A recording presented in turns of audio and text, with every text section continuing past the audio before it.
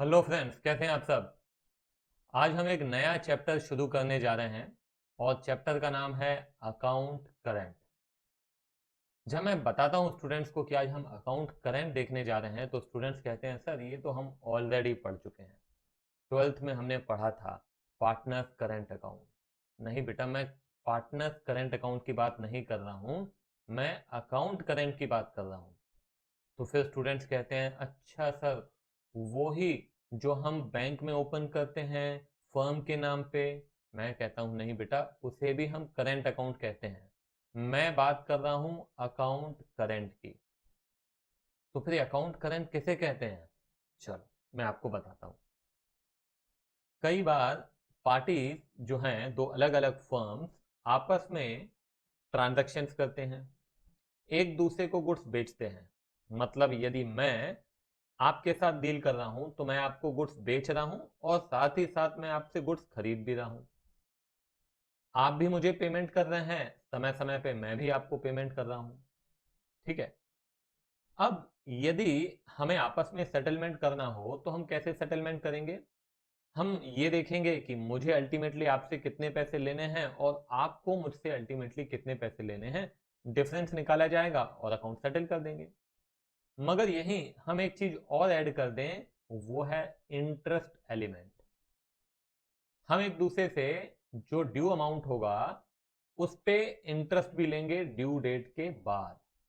तो वहां पे जो कैलकुलेशन है वो थोड़ा सा ट्रिकी और कॉम्प्लिकेटेड हो सकता है। तो वो सब सेटल करने के लिए, वो सब कैलकुलेट करने के लिए हम एक अकाउंट बनाते हैं जिसे हम कहते हैं अकाउंट करंट। क्या कहते हैं, अकाउंट करंट। ठीक है। तो आज हम देखेंगे किस तरह से अकाउंट करंट बनाया जाता है। तो चलिए स्टार्ट करते हैं।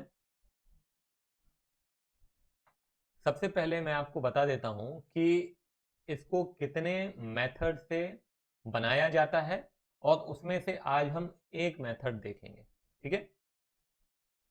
तो सबसे पहला है with help of interest table. ठीक है, जो कि आज हम देखेंगे। दूसरा होता है बाय मीन्स ऑफ प्रोडक्ट। और फिर होता है bye means of product of balances. ठीक है। तो एक एक करके हम सारे मेथड देखेंगे। तो सबसे पहले आप एक काम करें, इन तीनों को आप नोट डाउन करें, फिर हम शुरू करते हैं। ठीक है। आपने नोट डाउन कर लिया होगा, नहीं किया है तो पॉज करके नोट डाउन करें, फिर लेक्चर रिज्यूम करें। अब हम बात करेंगे कि ये जो अकाउंट करंट है ये कैसे बनाया जाता है। तो हम बात कर रहे हैं अभी इंटरेस्ट टेबल के मेथड से। तो सबसे पहले यहाँ पे मैं आपको बता दूं कि केवल दो ही चीजों की जरूरत है। बहुत ही सिंपल आसान सा चैप्टर है। केवल दो चीजों की जरूरत है। पहला, आपको फॉर्मेट याद होना चाहिए और दूसरा आपको प्रोसेस मालूम होना चाहिए। क्या क्या, सबसे पहले आपको फॉर्मेट मालूम होना चाहिए और दूसरा प्रोसेस मालूम होना चाहिए। ठीक है। तो सबसे पहले हम बात करेंगे फॉर्मेट के बारे में। तो फॉर्मेट मैं आपको इससे पहले बताऊं, आप एक काम कीजिए, आप आंखें बंद करके याद कीजिए कि लेजर का फॉर्मेट आपको याद है कि नहीं है। कितने कॉलम्स होते हैं लेजर के अंदर। तो अगर आपको याद होगा तो आप देखेंगे कि उसमें 8 कॉलम्स होते हैं। कौन कौन से 8 कॉलम्स होते हैं, डेट, पर्टिकुलर्स, जेएफ, अमाउंट। ये हो गया डेबिट साइड। और सेम 4 कॉलम्स आपके क्रेडिट साइड में भी होते हैं, डेट, पर्टिकुलर्स, जेएफ और अमाउंट। ठीक है। अब आप एक काम कीजिए, इन 8 कॉलम में से या फिर इन 4 कॉलम में से, क्योंकि सेम है डेबिट क्रेडिट में, इसमें से एक कॉलम आप ड्रॉप कर दीजिए और वो है जेएफ। जेएफ आप ड्रॉप कर दें। उसके बाद 3 कॉलम्स बचते हैं, डेट, पर्टिकुलर, अमाउंट। ठीक है। अब हम एक काम करेंगे कि इसमें 3 कॉलम्स और ऐड करेंगे। डेट, पर्टिकुलर, अमाउंट है, इसमें 3 कॉलम्स आप और ऐड कीजिए। और वो 3 कॉलम्स हैं, पहला ड्यू डेट, दूसरा नंबर ऑफ डेज और तीसरा इंटरेस्ट। क्या कहा मैंने? सबसे पहला ड्यू डेट, दूसरा नंबर ऑफ डेज और तीसरा इंटरेस्ट। तो हमारे कितने कॉलम्स हो जाते हैं? 6 कॉलम्स हो जाते हैं डेबिट साइड में और 6 कॉलम्स हो जाते हैं क्रेडिट साइड में। ठीक है, एक बार सारे कॉलम्स देख लेते हैं। सबसे सॉरी सबसे पहले डेट, दूसरा पर्टिकुलर, तीसरा अमाउंट, फिर आ जाता है due date, number of days, interest. Credit side भी सेम रहेगा, डेट, पर्टिकुलर, अमाउंट, फिर उसके बाद due date, number of days और इंटरेस्ट। क्लियर है ये? तो अब एक बार मैं आपको फॉर्मेट दिखा देता हूं, फिर उसके बाद हम क्वेश्चन सॉल्व करेंगे। तो आप देख सकते हैं ये रहा date, particular, amount, due date, number of days, interest. ठीक है, अब आप एक काम करें, ये फॉर्मेट आपने बनाना है मगर देख देख के नहीं बनाना है। इस लेक्चर को यहीं पे पॉज करो, खुद से फॉर्मेट बनाओ और फिर रिज्यूम करो। ठीक है ना, क्योंकि फॉर्मेट याद रखना, क्योंकि क्वेश्चन में कुछ नहीं है, सिंपल से कैलकुलेशंस हैं जो कि आप कैलकुलेटर की मदद से कर सकते हैं, कहीं कोई प्रॉब्लम नहीं आएगी, मगर आपको फॉर्मेट याद रखना है। ठीक है, तो बिना देखे इस वीडियो की तरफ और आप फॉर्मेट बनाएं, उसके बाद रिज्यूम करें। चलिए, उसके बाद आते हैं हम, अब ये क्वेश्चन पढ़ते हैं, क्या कहता है question. Prepare account current for Nath brothers in respect of the following transactions with Shyam. तो यहां पे कह रहा है क्या बनाना है हमको? अकाउंट करेंट बनाना है। ठीक है, तो अकाउंट करेंट जब हम बनाएंगे तो उसका जो फॉर्मेट रहेगा, उस फॉर्मेट की हेडिंग भी डालनी पड़ेगी। तो वो हेडिंग क्या होगी वो मैं आपको बता देता हूं। हम फॉर्मेट में हेडिंग यहां पे डालेंगे Shyam in account current with Nath brother. अब देखिए यहां पे क्या लिखा हुआ है, prepare account current for Nath brothers in respect of the following transaction with Shyam. तो हम नाथ ब्रदर्स की बुक्स में बना रहे हैं, तो हम यहाँ पे क्या लिखेंगे? Shyam in account current with Nath brothers. इस तरीके से ये अकाउंट की हेडिंग लिखी जाएगी। ठीक है, Shyam in account current with Nath brothers. ठीक है, अब आप लेजर पोस्टिंग करते थे तो याद होगा, आप बिना जर्नल एंट्रीज के भी डायरेक्टली लेजर पोस्टिंग कर सकते हैं। हमने ट्रांजेक्शन पढ़ा और पोस्टिंग किया, ऐसा कर सकते हैं ना। तो देखो क्या लिखा हुआ है, सितंबर 16 में आई है, goods sold to Shyam ₹200 due 1 October. तो हमको क्या करना है, ध्यान देना। सबसे पहले मैंने यहाँ पे डेट लिखी 16 सितंबर। ठीक है, goods sold to Shyam, Shyam को गुड्स हम बेच रहे हैं, तो सिंपल सी एंट्री आप क्या करते हैं, दिमाग लगाइए, Shyam account debited to sales. क्या लिखते हैं? Shyam account debited to sales. तो श्याम के अकाउंट में डेबिट में लिखेंगे, क्या लिखेंगे? To sales. तो ये श्याम के डेबिट में लिख रहा हूं, टू सेल्स। अमाउंट कितना है? 200 रुपए। ठीक है, अब इसकी ड्यू डेट क्या है? तो ड्यू डेट क्वेश्चन के अंदर दी हुई है क्या? 1 अक्टूबर। तो ये मैंने 1 अक्टूबर लिख दिया। नंबर ऑफ डेज, इंटरेस्ट इसको खाली छोड़ दीजिए, अभी कुछ नहीं करना है। फिर आइए सेकेंड ट्रांजेक्शन में, 1 अक्टूबर का ट्रांजेक्शन है, cash received from Shyam. Entry क्या होगी? Cash account debited to Shyam. Shyam के क्रेडिट में लिखेंगे, क्या लिखेंगे? By cash. तो यहां पे मैं सबसे पहले डेट लिखूंगा 1 अक्टूबर। क्या लिखना है? By cash. अमाउंट देखिए कितना है? 90। ठीक है, ड्यू डेट, अब यहाँ पे हम पेमेंट कर रहे हैं। ठीक है, यहाँ पे हम गुड्स बेच रहे थे, तो यहाँ पे ड्यू डेट आपकी अलग थी। ये ड्यू डेट मतलब यहाँ से इंटरेस्ट का कैलकुलेशन चालू हो जाता है, मगर यहाँ पे ड्यू डेट का कोई सवाल नहीं उठता है। जो पेमेंट की डेट है वो ही आपकी ड्यू डेट होगी। तो हम क्या करेंगे, ये 1 अक्टूबर ही यहाँ पे हम ड्यू डेट में लिख देंगे। ठीक है, कब करना है? जब पेमेंट की बात कर रहे हैं, तो date of payment will be your due date, वहां पे अलग अलग नहीं रहेगी। ठीक है, अब आइए 21 अक्टूबर, क्या कह रहा है? Goods purchase from Shyam. Entry दिमाग में लिखिए आप, क्या होगी? Cash account debited to Shyam. Sorry,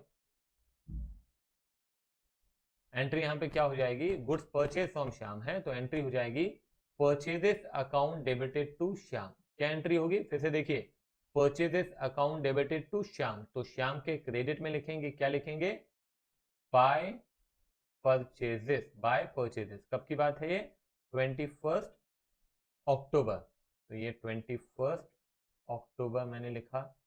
कितना अमाउंट है, अमाउंट है 500। इसकी ड्यू डेट लिखी हुई है 1 दिसंबर, ठीक है।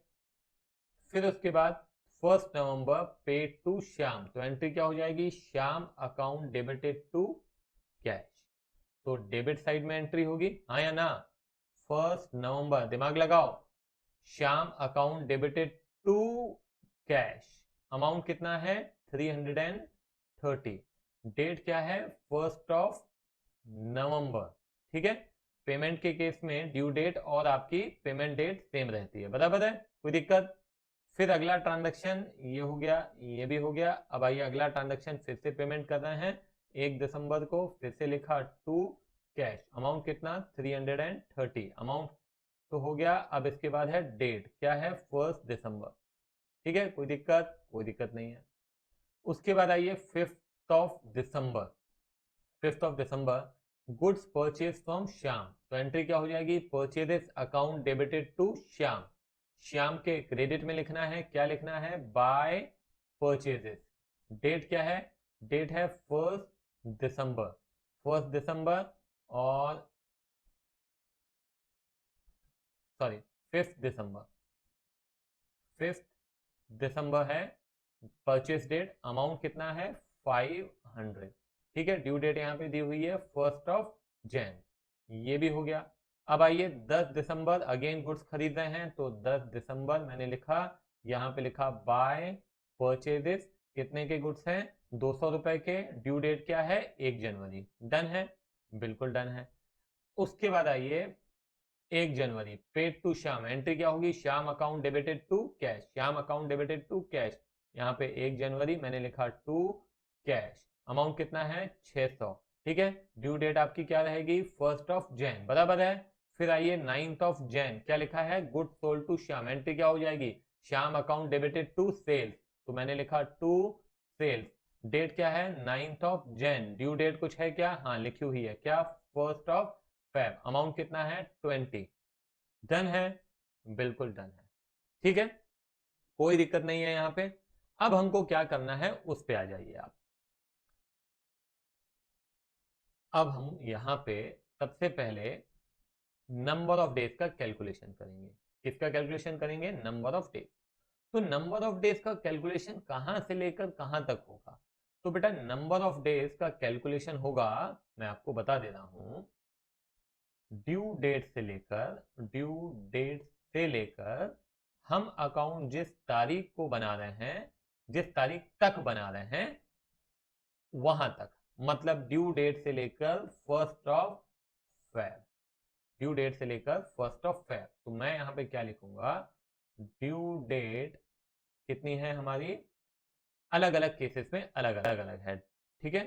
तो ड्यू डेट से लेकर 1 फेब, तो मैं यहाँ पे क्या करूंगा, इसका कैलकुलेशन करना पड़ेगा, वो मैं आपको बता देता हूँ कैसे करना है, ध्यान देंगे अच्छे से, स्टेप बाय स्टेप। सबसे पहले 1 अक्टूबर से लेकर 1 फरवरी, आप देख सकते हैं ये अलग अलग ड्यू डेट है, 1 अक्टूबर, 1 नवंबर, 1 दिसंबर, 1 जनवरी, 1 फरवरी, है ना। तो हमको यहां से लेकर और यहां तक कितने दिन होते हैं उसका कैलकुलेशन करना है, जैसे आपको याद होगा हम एवरेज ड्यू डेट में करते थे, सेम वैसे ही करना है, ठीक है, गलती नहीं होनी चाहिए, ये ध्यान रखना है। तो सामान्य ज्ञान आपका सामान्य होना चाहिए, कौन से महीने में कितने दिन होते हैं ये ज्ञान आपको बहुत अच्छे से होना चाहिए, नहीं है तो वो पहले आप देख लीजिए। तो मैं यहां पे क्या करूंगा, अक्टूबर में, अक्टूबर में कितने दिन होते हैं 31 डेज होते हैं, एक दिन ऑलरेडी बीत चुका है, बाकी बचते हैं 30 दिन, तो ये अक्टूबर, ये है आपका अक्टूबर, अक्टूबर में 30, ठीक है। फिर क्या करना है, नवंबर में आ जाइए, नवंबर में भी 30 दिन, प्लस दिसंबर में 31 डेज, फिर जनवरी में 31 डेज, फिर फेब में, फेब में बेटा ध्यान रखना केवल एक ही दिन जोड़ना है, तो ये हो गया फेब का एक दिन। तो अब क्या करना है, 30 + 30 60, 60 + 62 122 प्लस 123, ये हो गया आपका अक्टूबर से लेकर फरवरी तक। तो मैं यहाँ पे क्या करूंगा, यहाँ पे 123 लिखूंगा। ठीक है, यहाँ पे भी एक अक्टूबर है तो यहाँ पे भी मैं 123 लिखूंगा। ठीक है, दूसरा केस आप देखिए, 1 नवंबर से हमको कैलकुलेट करना है, तो बहुत आसान है, 1 नवंबर से 1 फरवरी। ठीक है, तो हमको क्या करना है, सेम प्रोसेस फॉलो करना है। नवंबर में दिन होते हैं कितने, 30, 30 में से एक निकल चुका है, बाकी बचे 29। फिर उसके बाद आ जाइए दिसंबर, 31। फिर आइए जनवरी, जनवरी में भी 31। फिर आइए फेब, फेब में दिन एक, तो अब कितना हो जाता है, 31 प्लस 31 प्लस 30, 29 प्लस 1 है ना, तो कितना हो जाएगा ये हो जाएगा आपका 62 प्लस 30 92। तो मैं यहाँ पे क्या करूंगा, ये यहाँ पे मैं लिखूंगा 92 डेज। ठीक है, अब आइए 1 दिसंबर से हमको कैलकुलेट करना है, तो 1 दिसंबर से लेकर 1 फरवरी तक ये हो जाता है 30 डेज दिसंबर में। फिर आइए जनवरी में 31 डेज और फरवरी का एक दिन, तो कितना हो गया 62 डेज। ये मैंने लिखा 62 डेज। यहाँ पे भी 1 दिसंबर है तो 62 यहाँ पे भी लिख दिया। अब हम 1 जनवरी से लेकर और 1 फरवरी देखना है हमको, तो जनवरी में 30 दिन बचे हैं, 31 डेज होते हैं, तो 30 प्लस 1 दैट इज 31। तो यहाँ पे मैंने लिखा 31, यहाँ पे भी 31, यहाँ पे भी 31, और यहाँ पे कुछ होगा क्या, नहीं, यहाँ पे कुछ नहीं होगा। 1 फरवरी से 1 फरवरी 0 डेज होते हैं। ठीक है, अब क्या करना है, अब यहाँ पे आपको कैलकुलेशन करना है इतने दिन का। रेट ऑफ इंटरेस्ट क्वेश्चन में मेंशन है 6% पर एनम, तो कैसे करेंगे ध्यान से सुनिएगा, हालांकि सबको आता होगा फिर भी ध्यान से सुन लो। 200 रुपए का 6% तो आता है 12 रुपए। ठीक है, सबसे पहले यहां ले रहा हूं मैं, ध्यान देना, 200 रुपए का 6% होता है 12 रुपए। अब 12 रुपए 365 दिन का है, हमको चाहिए 123 दिन का, तो डिवाइडेड बाय 365 करूंगा तो एक दिन का आ जाएगा, फिर मैं इंटू 123 करूंगा तो 123 डेज का आ जाएगा, वो होगा 4.04। ठीक है, 4.04। वैसे ही सब जितने भी ट्रांजेक्शन है सबका कैलकुलेशन करना पड़ेगा। दूसरा 330 है, तो 330 इंटू 6% तो हो जाता है 19.8, मगर ये 365 दिन का है तो डिवाइडेड बाय 365 इंटू 92, तो ये हो जाता है 4.99, तो मैं इसको 5 रुपीज राउंड फिगर में लिख देता हूँ। अगला ट्रांजेक्शन फिर से 330 इंटू 6%, ठीक है, अगेन वही आएगा 19.8 डिवाइडेड बाय 365 इंटू 62, तो ये हो जाता है 3.36। ठीक है, 600 into 6% into divided by 365 into 31, तो ये आ गया 3.05। ठीक है, यहाँ पे भी मैं सारा कैलकुलेशन लिखता जा रहा हूँ। 90 इंटू 6% डिवाइडेड बाय 365 इंटू 123,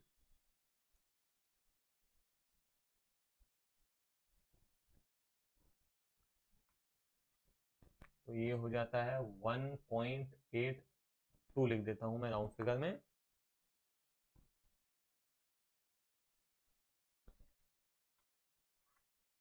तो ये हो गया 5.09।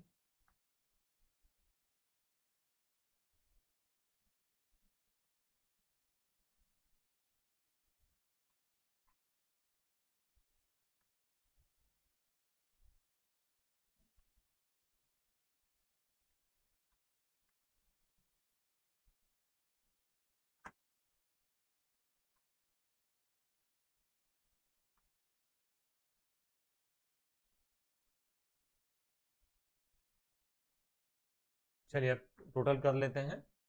तो आप देखेंगे इंटरेस्ट कॉलम का टोटल करना है, तो सबसे पहले इंटरेस्ट कॉलम का। ठीक है, अभी तक मैंने क्या किया, सिंपल है, आपको क्लियर है ना, कहीं मेरे ख्याल से कोई दिक्कत नहीं है, क्योंकि मैं बहुत धीरे धीरे चल रहा हूं ताकि एक एक चीज क्लियर होनी चाहिए। तो अब इंटरेस्ट का कैलकुलेशन हो चुका है। अब आप क्या करेंगे, दोनों तरफ का इंटरेस्ट का कैलकुलेशन रफ में कीजिए, फेयर में आप सीधे नहीं लिखेंगे। तो मैं करता हूं पहले डेबिट साइड में। तो अगर मैं डेबिट साइड में देखता हूं तो मेरा टोटल है 15.45, ठीक है। और क्रेडिट साइड में देखते हैं।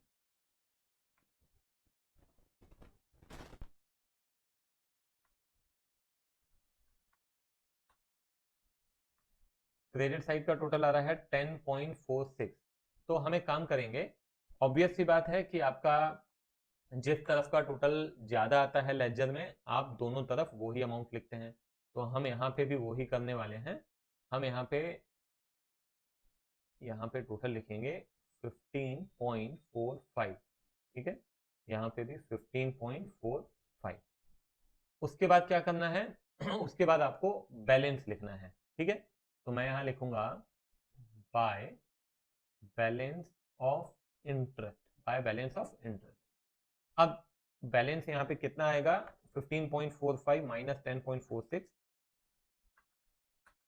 तो आ रहा है 4.99। तो मैं काम करता हूँ, for the sake of simplicity मैं सीधा सीधा 5 रुपए लिख देता हूँ, चलेगा, है ना। 1 पैसे का राउंड फिगर करने के बजाय मैंने सीधे सीधे यहाँ पे 5 रुपए लिख दिया। आप चाहें तो 4.99 भी लिख सकते हैं, उसमें कोई दिक्कत वाली बात नहीं है। तो ये हो गया। अब करना क्या है आपको, वो ध्यान दीजिए। अब यहाँ पे जो आप बैलेंस देख रहे हैं, ये 5 रुपए, इस 5 रुपए के बैलेंस को आप कहां लेके आएंगे, इसे आप लेके आएंगे अमाउंट वाले कॉलम में। ध्यान देना, अमाउंट वाले कॉलम में लेके आना है। क्यों लेके आना है, समझने की कोशिश करना। आप यहां पे ये हम श्याम का अकाउंट बना रहे हैं और ये पैसे आपको श्याम से लेने हैं। ये आप जो देख रहे हैं ना, ये पैसे आपको श्याम से लेने हैं, ये पैसे आपको श्याम से लेने हैं, और ये पैसे आपको श्याम को देने हैं, ये पैसे भी आपको श्याम को देने हैं। तो अल्टीमेटली यदि हम इंटरेस्ट का बैलेंसिंग करते हैं तो हमको पता चलता है कि हमको श्याम से 5 रुपए अभी इंटरेस्ट लेना बाकी है। तो हम ये जो 5 रुपए है इसको सीधे सीधे ये अमाउंट कॉलम में ले आएंगे सेटल करने के लिए कि अल्टीमेटली हमको क्या लेना और देना है। तो मैं यहां पे क्या करूंगा, यहां पे मैं 1 फरवरी में लिखूंगा टू इंटरेस्ट, और ये इंटरेस्ट कितना है, 5 रुपए। ये सीधा सीधा मैंने यहां पे लिख दिया, ठीक है। अब क्या करेंगे, अब आप यहां का अमाउंट कॉलम का टोटल कीजिए, दोनों तरफ का अमाउंट कॉलम का टोटल करें। अगेन रफ में करना है तो 200 plus 330 plus 330 plus 600 plus 20 and 5 25, तो ये हो जाता है 1485 डेबिट साइड का। अब क्रेडिट साइड का भी देख लेते हैं। तो 90 प्लस 500 प्लस 500 1000 प्लस 200, तो ये हो जाता है 1290। कितना, 1290, ठीक है। तो आप देख सकते हैं कि आपका डेबिट साइड ज्यादा है, जो कि हम दोनों तरफ लिखेंगे। तो यहां पे लिखूंगा 1485 और यहां पे भी 1485, ठीक है। अब आपको क्या करना है, बैलेंस करना है, जैसा कि हम नॉर्मली करते हैं। तो यहां हम लिखेंगे by balance carry down. By balance carry down में अमाउंट कितना आएगा, माइनस 1485, तो ये हो जाएगा 195। इज इट क्लियर, ये 195 क्या है, अब हमको लेना है। इसमें आपका इंटरेस्ट वगैरह सारा सेटलमेंट हो गया है, कुछ भी करना आपको बाकी नहीं है, ठीक है। तो मैं एक बार फटाफट आपको रिवाइंड करा देता हूं कि हमने क्या क्या पढ़ा है। हमने पढ़ा कि हम अकाउंट करेंट बनाते हैं। क्यों बनाते हैं, जब पार्टीज के बीच में मल्टीपल ट्रांजैक्शन होते हैं, दोनों एक दूसरे को गुड्स बेचते हैं, खरीदते हैं और इंटरेस्ट भी चार्ज करते हैं, तो उन सबका सेटलमेंट करने के लिए हम अकाउंट बनाते हैं, जिसका नाम है अकाउंट करेंट।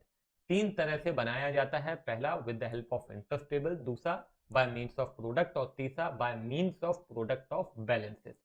हमने जो अभी देखा वो है by help of interest table. इसमें कितने कॉलम्स होते हैं, इसमें होते हैं 12 columns, 6 debit side 6 credit side, identical होते हैं।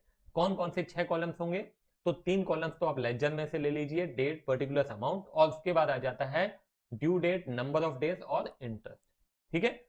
हमको यहाँ पे जो सावधानी रखनी है वो है नंबर ऑफ डेज के कैलकुलेशन में। बच्चे गलती करते हैं, ठीक है। नंबर ऑफ डेज कैसे कैलकुलेट करेंगे, ड्यू डेट से लेकर आपको अकाउंट कब तक का बनाना है उसके बीच में time difference, days of difference का कैलकुलेशन करना है। तो ध्यान रखिएगा, जिस तारीख से हम शुरू कर रहे हैं उस तारीख का कैलकुलेशन नहीं करते हैं। जैसे कि मैंने बताया 1 अक्टूबर, तो 1 अक्टूबर को कंसिडर नहीं करेंगे, उसके बाद से हम कंसिडर करना चालू करते हैं। हाँ, 1 फेब को हम डेफिनेटली यहाँ पे कंसिडर करेंगे कैलकुलेशन में। तो बस ये कैलकुलेशन हो गया। उसके बाद इंटरेस्ट का कैलकुलेशन बहुत ही आसान है। आपको फिर उसके बाद क्या करना है, इंटरेस्ट के कॉलम का बैलेंसिंग करना है। उसमें जिस तरफ भी आएगा 2/, में आप लिखेंगे और फिर आप वो जिस तरफ भी आ रहा है, अगर आपको लग रहा है कि डेबिट बैलेंस है तो डेबिट साइड अमाउंट कॉलम में उतना डिफरेंस आप लिखेंगे और फिर आप बैलेंसिंग, फाइनल बैलेंसिंग करेंगे अमाउंट कॉलम की। ठीक है, तो इसकी आप प्रैक्टिस कीजिए खुद से, एक बार पूरा का पूरा क्वेश्चन बिना देखे सॉल्व करने की कोशिश करें। कुछ नहीं है, केवल और केवल प्रैक्टिस है, कुछ ज्यादा दिमाग लगाना नहीं पड़ता है, मगर प्रैक्टिस जरूरी है, फॉर्मेट याद रखना जरूरी है। ठीक है, चलो यहीं पे खत्म करते हैं, बाय बाय।